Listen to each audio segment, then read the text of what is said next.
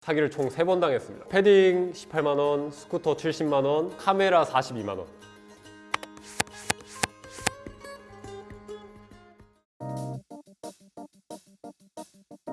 일단 저는 사기를 총 3번 당했습니다. 패딩 18만원, 스쿠터 70만원, 카메라 42만원. 스쿠터 같은 경우에는 직거래를 했어요. 일반적으로 거래를 1대1로 해야 돼요. 그런데 와, 오토바이 한 대 한 명 타고 오고, 그리고 승용차에서 3명이 내리는 거예요. 우르르 내려가지고 이거 괜찮아요, 타보라면서 막 이렇게 건들건들 말하는 거예요. 그때 딱 제가 알아챘어야 되는데, 조금 더 의심을 했었어야 되는데, 4명이라는 위압감 때문에 어영부영 구매를 했던 것 같아요. 그런데 스쿠터를 거래할 때는 증빙 서류라고 오토바이 서류가 있어요. 제가 등록을 하러 갔는데 그게 서류가 위조된 거였어요. 그럴 수도 있구나. 네.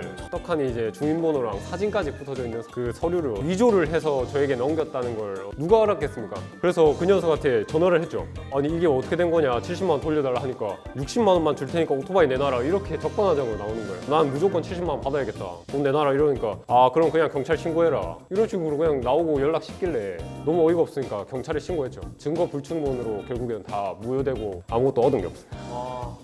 그 스쿠터는 아직도 있어요, 일단. 누가 가져갔어요. 아니 탈 수가 없으니까 등록도 안 하고 한 달 동안 잠시 놔뒀어요. 그런데 가보니까 없더라고요. 그게 제가 유학을 포기하고 100만 원 아빠 이거 보면 안 되는데 이거.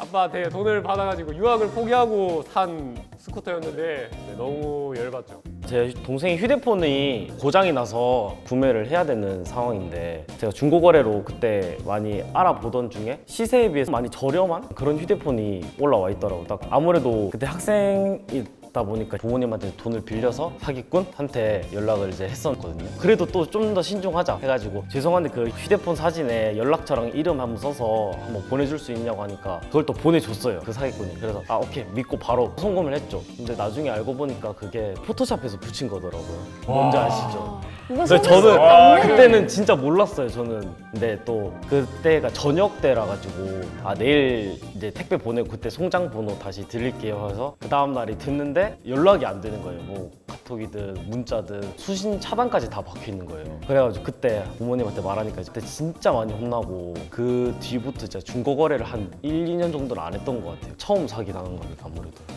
진짜 열받는 게, 카메라는 봤는데 너무 믿을만한 아이디였어요. 거래력이 막 엄청 선량해 보이는 독도 기념패 그런 거 팔고, 이 사람 엄청 괜찮네, 댓글도 엄청 착하게 달아주시고, 다 확인했죠. 그거를 제가 딱 보고 믿을만하다 바로 구매를 했는데, 알고 보니까 그 믿을만한 거래 내역 아이디를 해킹해서 네, 사기였던 거죠. 돈 입금했는데 연락 두절되고. 네. 힘내세요. 지금 너무 또 열을 받는데 네, 그런 식으로 사기를 당했습니다. 제가 그때 치킨집 알바를 하고 있었어요. 치킨을 막 튀기고 있었는데 패딩 삽니다 그래. 갑자기 알림이 온 거예요. 저 그거 판다. 와 너무 다행인 거예요. 다 품절이어서 못 구하고 있었는데, 그래서 덥석 물어서 이제 연락을 했는데, 빨리 입금해라. 지금 입금 안 하시면 다른 사람한테 넘어간다, 이런 식으로 얘기를 해요. 그럼 무조건 단골 멘트인가요? 네. 그때 평창 올림픽 시즌이었어요. 그래서 올림픽 때는 치킨집 바쁘잖아요. 그래서 엄청 바쁘게 하고 있는데 이 사람이 빨리 지금 살 거냐 안 살 거냐 막 하니까 마음이 급해가지고 심지어 사진도 안 봤어요, 저는. 네, 저 그거 갖고 있어요, 빨리 입금하세요 하길래 근데 왜 파시는 건가요? 하니까 평창 롱패딩을 구했거든요 하면서 막 자랑을 하셨어요. 그러니까 약간 믿음직스럽잖아요, 이유가. 평창 롱패딩 구해서 오케이 그러면은 내 패딩을 살 수 있겠군 해가지고 연락을 해서 입금을 했는데, 갑자기 오늘 야근이라 못 보냈다, 내일 우체국 택배로 발송할게요 이러잖아요. 원래 그날 당일은 절대 안 보내요. 야근을 한 이틀 정도 하셨더라고요. 틀리나요? 이틀이나? 그래서 진짜 내일까지 안 보내시면 저희 경찰서 간다 계속 했는데, 진짜 6시에 보낸다, 6시에는 우체국 닫는데요? 그래서 막 이러면서 막 그랬죠. 결국에는 그냥 경찰서 갔어요, 친구랑. 친구들 단톡에다가 이 얘기를 했어요. 나 사기 당했는데 도와줘 하니까 걔네들이 막 밤을 새서 신상을 털어줬어요.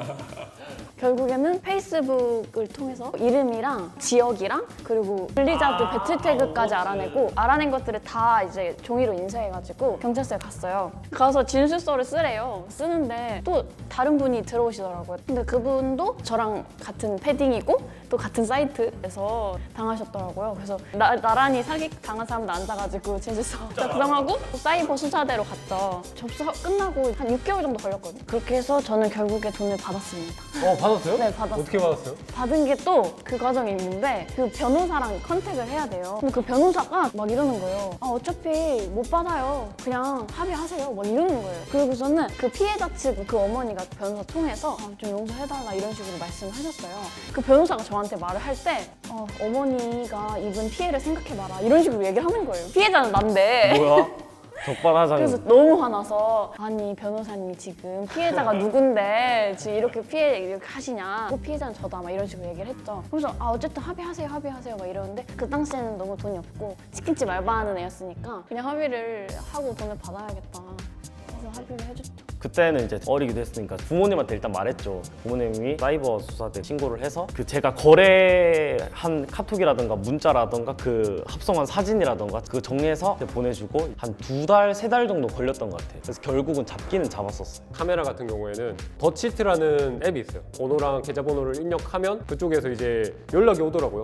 접수되었고 고소장 적으러 오라. 그래서 또 경찰청 가가지고 마무리했죠. 스쿠터 같은 경우에는 안에 열어보면 그게 있어요. 오토바이 일련 번호가. 근데 그거를 번호를 안 보이게끔 이렇게 파놨더라고요. 그 번호랑 그 위조 서류랑 이렇게 보니까 다르더라고요. 근데 그거를 증거로 보여줬어요. 그런데 경찰이 그 서류에 있는 사람이랑 그리고 저에게 사기를 쳤던 사람들 다 이렇게 불러서 얘기를 해봤다는데 딱히 뭐가 없대요. 그런 식으로 말하길래 너무 흐지부지 마무리된 것 같아요. 사실 돈을 받았으면 제가 승자가 맞는데 저는 그 당시 6개월이 너무 힘들어가지고 막 밥도 제대로 못 먹고 막 그랬었거든요. 학교 수업 듣다가도 막 눈물 나는 거예요. 내 한 달 월급인데 그거 가져가가지고 잘 먹고 잘 살고 있냐 막 이런 생각도 들고 그래서 결국엔 패자는 제가 아닐까 하는 생각입니다. 저는. 저도 똑같이 돈을 받긴 받았는데 그 사기를 당하고 난 뒤부터 그 중고거래를 진짜 한 1, 2년 동안 아예 안 하고 싶고 엄마한테 맨날 그거 때문에 닥달받고 중고하지 마라 맨날 니왜 자꾸 중고한다 이러면서 그런 스트레스가 진짜 너무 커요 진짜. 결국에는 3건 모두 다 돈을 못 받은 케이스예요. 그래서 제가 패자가 된 셈입니다. 그런데 그거는 진짜 이 피해자는 절대 승리자가 될 수 없는 것 같아요. 명언이다. 돈을 받든 안 받든 그때 동안 내가 겪은 정신적 피해랑 그리고 이리저리 왔다 갔다 해야 되는 그 육체적 고통을 돈을 받아도 그 부분에 대해서는 이제 받을 수 없기 때문에 결국에는 사기당한 패배자가 되는 것 같아요. 일반 택배 거래는 안 하는 게 좋다고 봅니다. 근데 택배 거래도 근데 대부분 근데 어쩔 수 없이 막 내가 서울에 살고 있는데 내가 직거래를 하고 있으면 막 부산이나 울산 이런 데 있으면 어쩔 수 없잖아요. 이 가격이 진짜 얘밖에 파는 사람이 없어. 그럼 어쩔 수 없이 택배를 해야 돼요. 그럴 때는 진짜 하나하나 다 따지고 가야 돼요. 의심한다고 해서 제가 잃을 게 없거든요.